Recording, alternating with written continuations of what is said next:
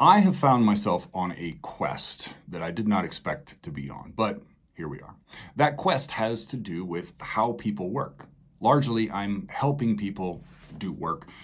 Work has changed. We worked one way for like 12,000 years. We basically just like moved stuff around and worked with our backs, and then we switched to a lot of us working with our brains in front of screens, and that's confusing. And a lot of the things that I talk about have to do with ways to manage that, ways to focus, ways to come up with habits so that you can do that focusing, managing failure, all of that. But one of the tasks in front of me is also figuring out how we got here. It was sort of by chance that I picked up a book that has helped. This book is called Goliath, and the subtitle is The 100-Year War Between Monopoly Power and Democracy, which is a little misleading because really it's monopoly power versus antitrust.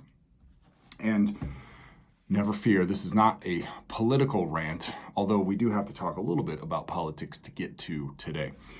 So a lot of antitrust came out of the 1920s and the Great Depression, and the fact that Franklin Roosevelt did a lot to try to protect the small business person in whatever capacity that was, whether that was the shopkeep or the small farmer. There was a lot of attention paid to making sure that there was dignity to be found in having your own business, whatever that might be. Then, though, as the collective memory of the Great Depression faded, there was quite a lot of deregulation. That started with deregulating banks. I didn't know this, but there was a time when banks couldn't even really traffic across state lines. They had to more or less be local. Then came a destruction of some fair trade pricing laws in the mid-70s that led to the growth of businesses like Walmart and Target and Kmart. And that led to kind of a bipartisan amnesia around this dignity that I mentioned earlier, where we move from thinking of people as potential producers and toward thinking of them as consumers. And we have noticed that throughout at least my life.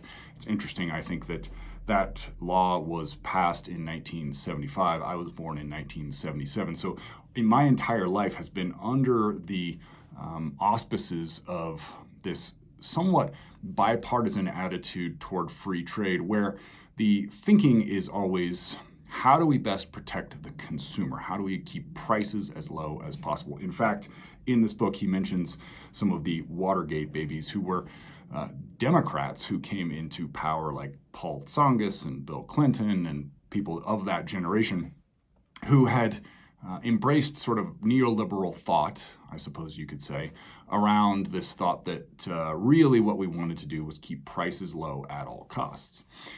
I think that's interesting because it's so seductive. It sounds great because what we're telling people is we don't want you to work as hard. We want you to be able to have cheap goods and have a quality of life. The problem, though, is what I see in the world, where I'm working with people who seem really unhappy, largely because they are cogs in these huge machines. So now a lot of us work for really big businesses, and we do jobs that are kind of conceptual and pointless, but we're told we need to be happy because everything costs so little. We are provided with all this entertainment, all of these options for how we can entertain ourselves on the weekends and in the nights. There's ubiquitous porn, there's all sorts of gambling. There are many ways that we can spend all of the money that we're making. The problem I see is that this is something of a race to the bottom, where there's no real winning at it because we can only make the prices so low.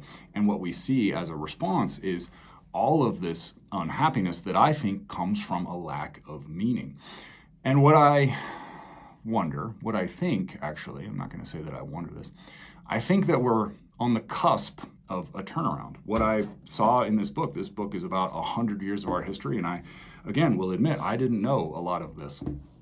What I saw here was this cycling from really being protective of the small businessman to being protective of the consumer starting in the 60s and 70s.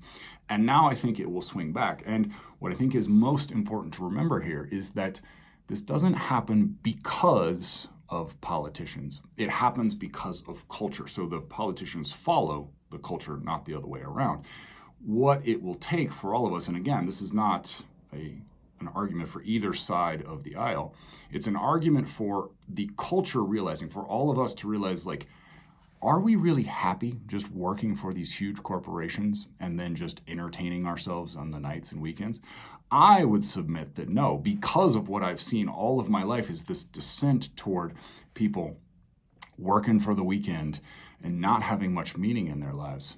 And I know that me saying this isn't going to change things, but I think that it will change because of the amount of discontent I see. It just doesn't seem sustainable to me to have so many people so sad on so many antidepressants and distracting themselves in so many ways from being able to think of themselves not as consumers, but instead as producers.